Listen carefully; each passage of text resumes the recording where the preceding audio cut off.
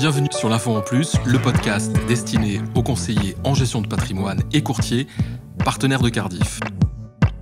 Depuis la loi Lagarde de 2010, puis avec l'entrée en vigueur de la loi Hamon en 2014 et de l'amendement Bourquin en 2018, le marché de l'assurance de prêt s'est découvert de nouveaux horizons et de nouvelles parts de marché à conquérir. Quels sont les enjeux pour les assureurs et pour leurs partenaires courtiers? De quoi se compose l'offre produit? Comment se porte le marché en 2019? Et est-ce que les résultats sont à la hauteur des espoirs qu'il avait suscités? Eh bien, pour analyser ce marché bien spécifique, j'ai le plaisir de recevoir aujourd'hui Hugo Martinez. Il est le responsable du développement commercial prévoyance de BNP Paribas Cardif France. Alors bonjour Hugo et merci de venir au micro de l'Info en Plus. Bonjour et merci pour l'invitation. Hugo, en tout premier lieu, comment pourrait-on définir, en quelques mots, ce qu'est le marché de l'assurance emprunteur en France? Il est très compliqué de définir le marché de l'emprunteur en quelques mots. Je dirais que c'est un marché qui est avant tout dynamique, évolutif et qui est en pleine mutation. Alors, pourquoi dynamique? Dynamique évidemment puisque c'est un marché qui est étroitement lié au marché de l'immobilier. On sort de 2 années extraordinaires, voire 3, d'un dynamisme jamais vu historique sur le marché de l'immobilier. On a atteint, pour rappel, il y a encore quelques temps, le million de transactions. On joue avec cette barre significative chaque année. Donc de fait et de facto, on a un marché de l'assurance emprunteur qui reste extrêmement dynamique en termes d'activité. Évolutif, puisque nous avons un marché qui est sans cesse en train de s'adapter aux besoins, à la réglementation. L'exemple, c'est notamment la digitalisation qui s'est opérée dans ce secteur-là, qui était il y a encore quelques années quelque chose d'extrêmement structurant, en tout cas de déterminant et de prépondérant. Aujourd'hui, on peut se dire que le marché est extrêmement digital, en tout cas sur l'offre assurance emprunteur.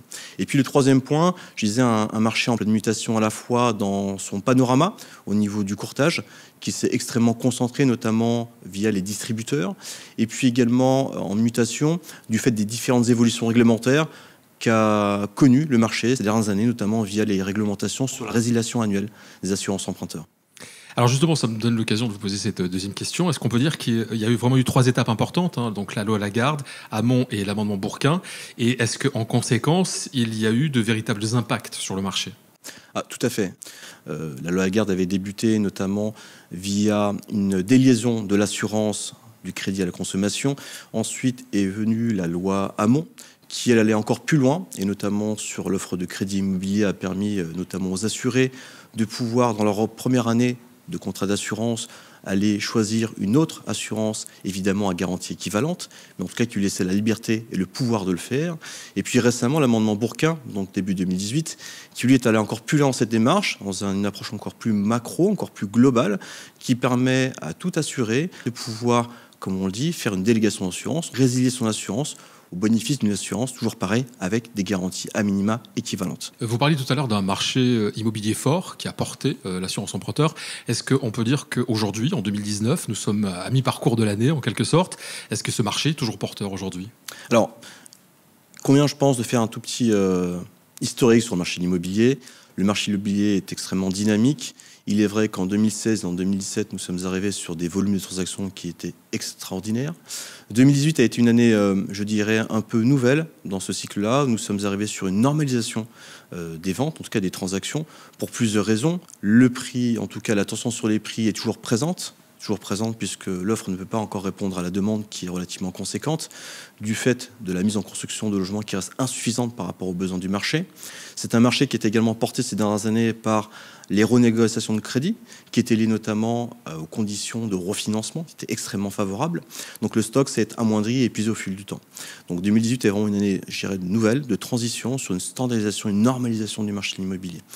Maintenant, parlons de 2019, on s'aperçoit sur le 2019, contrairement aux attentes, en tout cas, des courtiers et des professionnels du milieu, qui s'attendaient, en règle générale, un début d'année qui est plutôt atone ou plutôt relativement, je dirais, stable en début d'année, eh bien, cette année, une fois de plus, pas de règles dans ce marché-là, puisqu'on a connu une belle dynamique qui est encore...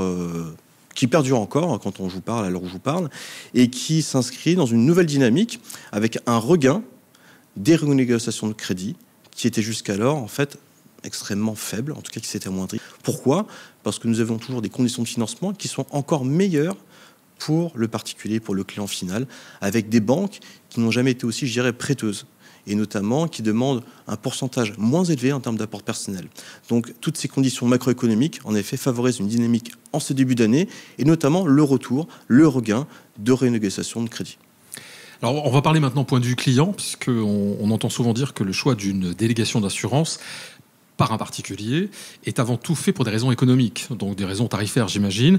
Est-ce que c'est vraiment le seul critère de choix, selon vous ? Alors, ce n'est pas le seul critère. C'est vrai qu'on a pour habitude d'opposer l'assurance groupe, proposée par les compagnies bancaires, et l'assurance individuelle. L'assurance groupe, je le rappelle, et le postulat de base est vraiment la mutualisation des risques pour obtenir une prime généralisée. Contrairement à l'assurance individuelle, notamment que Cardif peut proposer, où là, il s'agit d'avoir une offre personnalisée, sur mesure, et vraiment en lien avec les différentes pathologies ou profils des assurés. Donc, pour revenir à votre question, est-ce qu'il y a uniquement et strictement un intérêt économique ? Je dirais non, pas que. Les clients qui vont opter pour une délégation d'assurance vont également aller chercher autre chose. C'est autre chose, c'est une autre valeur ajoutée, c'est un service. Est-ce que sur le marché de l'assurance des emprunteurs, il y a des tendances, un peu comme ça se passe sur le marché des UC en épargne ? Est-ce que par exemple, il y a des garanties qui sont très demandées à une époque et qui ne le sont pas à une autre ? Est-ce qu'il y a des évolutions de ce type ? Alors, les évolutions sont relativement minimes sur le marché de l'assurance emprunteur. C'est un marché qui s'est extrêmement, formalisé avec des critères d'exigence d'une manière très très classique et très standard. Donc je dirais que les offres sont relativement standardisées en termes de garantie. Il va y avoir en effet quelques modularités ci et là, mais pas d'innovation extrême, je dirais, en termes de produits. Ce qui va réellement être la pierre angulaire de l'assurance emprunteur aujourd'hui et demain, c'est cette valeur ajoutée. La valeur ajoutée qui va passer avant tout par une offre personnalisée, sur mesure et avec une expérience client totalement digitalisée.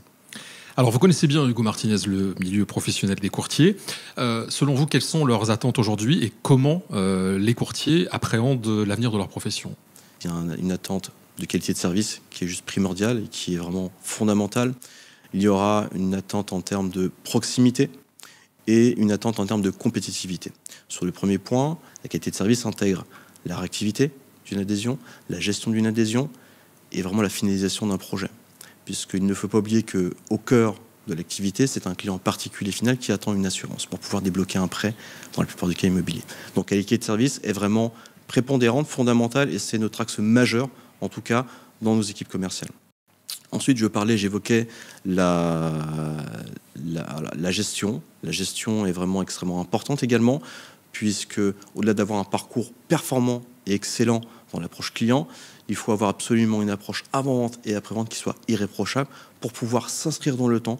Le marché est un marché qui a été extrêmement innovant, qui est extrêmement digitalisé. Néanmoins, le cœur du métier reste l'humain et la relation humaine. Donc il est vrai que nos partenaires sont extrêmement attachés à cette culture d'entreprise, la culture de BNP Paribas Cardif, qui consiste à avoir des interlocuteurs dédiés et experts dans leur métier. Qualité de service, proximité, et puis le dernier atout, je dirais, c'est vraiment la compétitivité. Évidemment, une qualité de service irréprochable, c'est juste un besoin, c'est un fondement. La proximité également, mais les courtiers attendent d'avoir une offre qui soit à la fois compétitive en termes de prix, mais également en termes de garantie pour répondre au mieux aux besoins de leurs clients. Sur le deuxième volet de votre question, concernant la vision des courtiers sur l'avenir ou sur le marché, je dirais qu'il se fait à deux niveaux. Le marché du courtage, en fait, a extrêmement évolué ces 15 dernières années. Je dirais la part du courtage est à peu près aux alentours de 5% encore une quinzaine d'années, aujourd'hui en distribution de crédit immobilier notamment. Aujourd'hui, les chiffres sont autour de 25-30%. Donc on voit la progression du marché des courtiers, qui est extrêmement importante, et cette intermédiation est prépondérante, en tout cas de plus en plus prépondérante au fil des années. Il se dit que d'ici 10-15 années, la moitié du marché sera couvert par le courtage. Donc en termes de marché d'activité, les courtiers ont une bonne vision de leur avenir. En revanche, ils s'inscrivent également dans une dimension beaucoup plus réglementaire, puisque le métier c'est extrêmement, je dirais, formalisé, structuré, en tout cas devenu beaucoup plus professionnel qu'il ne l'était auparavant à ses débuts. Ils doivent maintenant évoluer dans un contexte réglementaire un peu plus contraint et contraignant pour leur quotidien. BNP Paribas Cardif propose depuis plusieurs années une offre assurance emprunteur. On l'a bien compris, c'est un marché, vous venez de le dire, qui est en pleine expansion. Donc, si on parle produit, en quelques mots, comment se positionne et quelles sont les caractéristiques du produit proposé par BNP Paribas Cardif ? BNP Paribas Cardiff, tout d'abord, s'est attelé à justement avoir une offre évolutive et dynamique depuis, je dirais, de 3 dernières années. Il y a 3 ans encore, nous étions des premiers, des précurseurs à lancer une digitalisation de notre offre qui a été en effet saluée par le marché. Ensuite, nous avons également évolué d'année en année sur une approche beaucoup plus fine de notre segmentation en termes de produits pour adresser au mieux les besoins et les clientèles ciblées. Et puis également, on parlait tout à l'heure d'agilité, une révision tarifaire qui a eu lieu pas plus tard que l'an dernier. Et puis là, tout récemment, nous avons eu le privilège de lancer la sélection médicale en ligne qui clôture la digitalisation de bout en bout dans le parcours d'adhésion client. Alors Hugo, nous arrivons au terme de cet entretien. On l'a bien compris, c'est un marché qui bouge, c'est un marché auquel il faut être en permanence vigilant. L'offre Cardiff est une des offres leaders du marché aujourd'hui. Si on se projette sur les 6 prochains mois, il va forcément se passer quelque chose d'important. Il va se passer quelque chose d'important. Alors, avant de se projeter aussi, peut-être juste se dire, l'année 2019 commence plutôt bien en termes d'activité, elle est dynamique. Les macroéconomistes sont plutôt relativement, je dirais, sereins sur une stabilité du marché de l'immobilier. Demain, comment faire à travers cette compétitivité accrue de tous les acteurs, à la fois banquiers, à la fois assureurs, pour apporter plus de valeur ajoutée. En effet, dans les 6 mois, il va se passer beaucoup de choses. Nous, l'idée, c'était simplement d'avoir une approche extrêmement partagée, en tout cas participative. C'est la raison pour laquelle nous avons fondé un club courtier, dans lequel nous avons réuni une quinzaine de courtiers qui sont un panel représentatif de nos courtiers et évidemment des besoins du marché français. On va conclure sur un rendez-vous qui est important. Il a lieu au mois de septembre, tous les ans, à Paris. Mais alors cette année, il a une importance encore plus particulière pour vous et pour les équipes commerciales de Cardiff. Oui, bien sûr, nous avons une présence historique sur les journées du courtage, qui sont l'événement majeur du marché du courtage. Et cette année, nous aurons le privilège justement d'animer un atelier dans lequel nous pourrons dévoiler, proposer, échanger et également vous annoncer les nouveautés que Cardiff pourra proposer dès la rentrée. Merci Hugo, à bientôt. Merci d'avoir écouté l'info en plus. Si vous avez aimé l'émission, n'hésitez pas à la partager avec votre réseau, à donner des étoiles. N'hésitez pas non plus à nous faire part de vos remarques, de vos questions, mais aussi des sujets que vous aimeriez aborder sur l'info en plus. Vous pouvez nous retrouver sur LinkedIn et Twitter sur les comptes Cardiff France.